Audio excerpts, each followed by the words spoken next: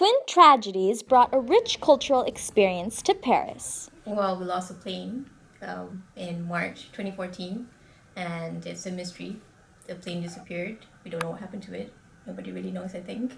And barely 4 months later, we lost another plane. After the crash and missing planes of Malaysian Airlines in 2014, the country suffered a 50% drop in tourism.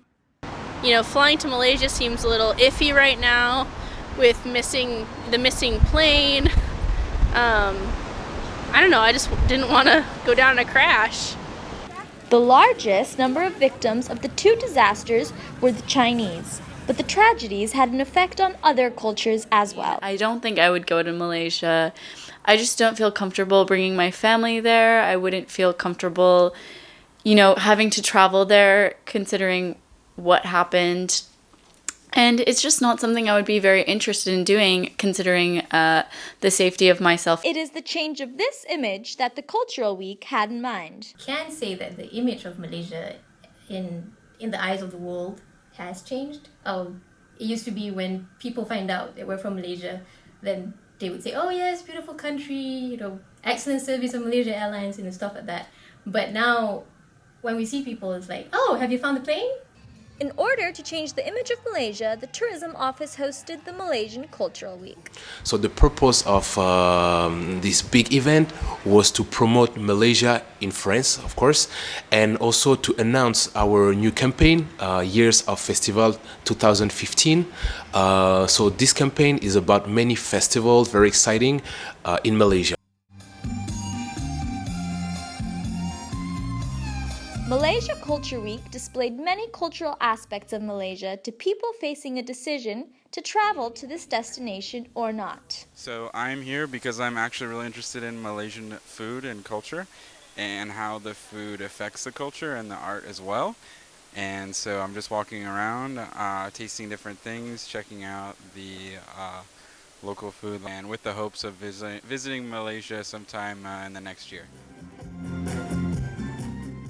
What was held over a 5-day period attracted visitors eager to travel, a chance to get to know the tastes, sights, and smells of the country a little better. Food brings in 20% of tourism revenue annually. The many different smells and spices tantalize the palate. Chef Noura, owner of a Malaysian restaurant in London, as well as head of the food trail in Kuala Lumpur, led cooking classes at the festival.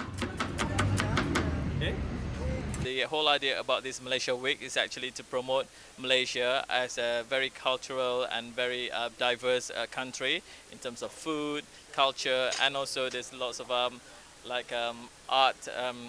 We have stalls here, and then I'm in charge of this food truck. Food journalists were invited to cook with Chef Noura and then taste their own meals, as spices, coconuts, and ingredients native to Malaysia were mixed to create colorful plates to represent the nation.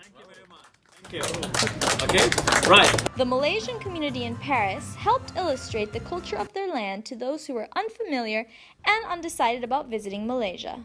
I always know I wanted to go to Southeast Asia, and I've never really heard about Malaysia before. And when I first came to this fair, I knew it was a great opportunity for me to learn more about the country. And I'm actually now thinking about going to Kuala Lumpur in the summer and maybe other places around the countryside.